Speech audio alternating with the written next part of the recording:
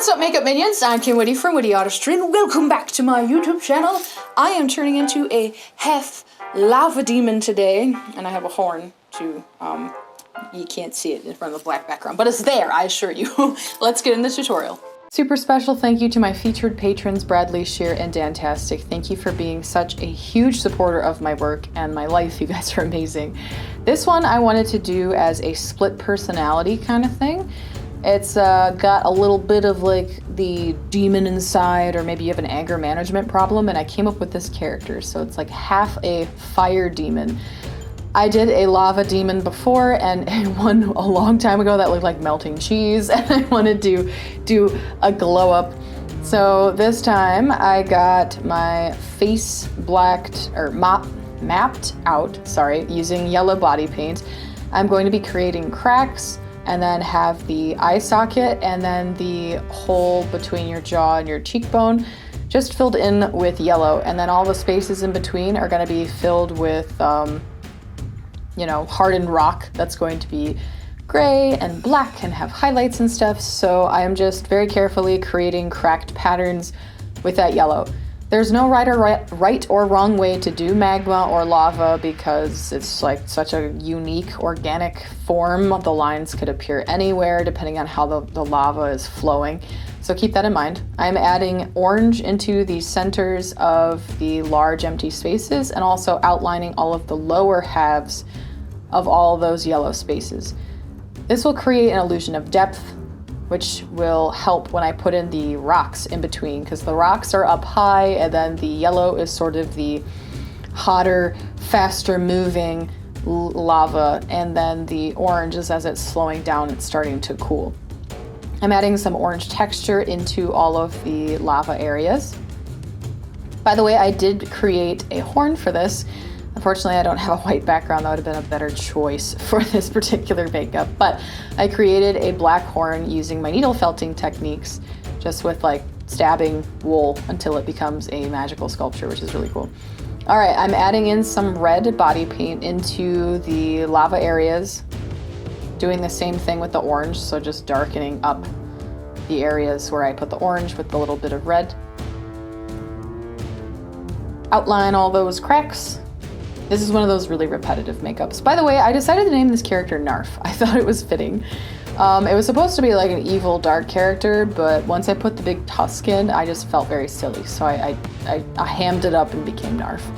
With gray body paint, I am going to be dabbing it into all of the negative spaces, which is going to become the hardened rock. I'm adding in gray, and then I'll be outlining in black, and then I'll be adding more black and then highlighting with white. And I found that I did this in a really dumb way. I could have saved a lot of time by simply painting the sections of rock a dark gray, like almost black but not quite black, and then adding the highlights on top. It would have eliminated a handful of steps and made the process just way faster, and I could have done more detail. This was one of my experiments of trying to paint a makeup in 2 hours. I managed to do a lot of detail, so I was proud of that. This was actually a practice for Fake Up, so that was pretty cool. By the way, guys, if you don't know, I am in a TV show on Snapchat exclusively. It's called Fake Up. It's a makeup competition, and you should totally go check out the episodes there. There's 8 episodes, I think, which is really cool. I got to go to LA, and it was amazing. So anyway, I'm outlining each of the rock spots with black body paint and creating some cracking texture going in towards the centers. Outline. Like I said, I could have skipped these steps and saved a lot of time if I just painted them black in the beginning and layered stuff on top. All right, I am now adding tiny little triangles into the large magma sections. I wanted them to have more detail, so like tiny little broken pieces of rock just kind of drifting away into the lava. Adding more texture to the rocks and more teensy-meensy little rocks. I am doing a lot of stippling on the rocks because I found it created a rocky texture the quickest. Then I'm using a wet brush and I'll be dabbing out the black that I've put on the rocks sort of towards the center, just to darken them up more. I had them way too gray and it was turning out kind of blue, which I wasn't a fan of. And by the way, if you didn't already notice, these rocks are in the pattern of a skull. So that's how the whole fire demon thing comes in. Adding some light gray to the high points of the rock just to make them have more depth. This entire time I was using wolf body paint with hints of Mehron's Edge palette. In case if you were curious, they're just water activated body paints that you just add a little bit of water to, and then they become completely malleable, spreadable, and then they dry in like 5 to 10 seconds.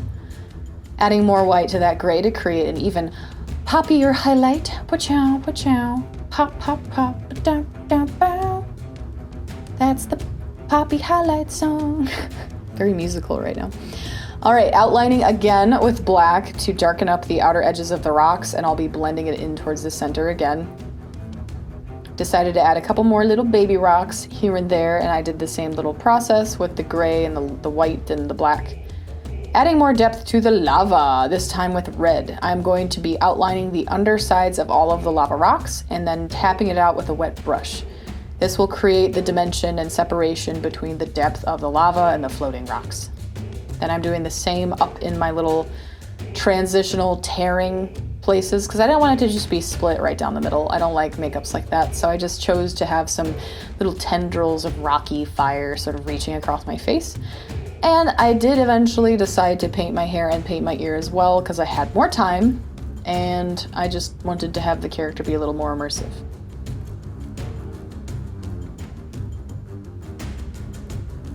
This kind of reminds me of Moana with Tafiti, you know what I mean?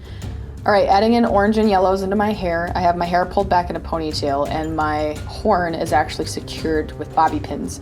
This is how I attach all of my cat ears and all of my animal ears when I do makeups like a tiger or a cheetah or whatever. I usually just bobby pin them and I have little tendrils off of the base of each object to attach, which is hidden in the back of my hair, which you can see here. So you actually have to have long hair to adhere these the way that I do. All right, recreating the rocks onto my ears. I'm now adding the highlights and creating a couple more little rocks here and there in the open spaces on the face. Now we just get nitpicky with that detail because y'all know how much I love detail.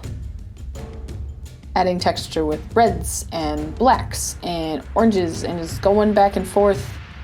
It would probably be good to stop now, but you know me, so I just kept going. I sealed the makeup with MAC Fix Plus, and I also put in a contact and a fang.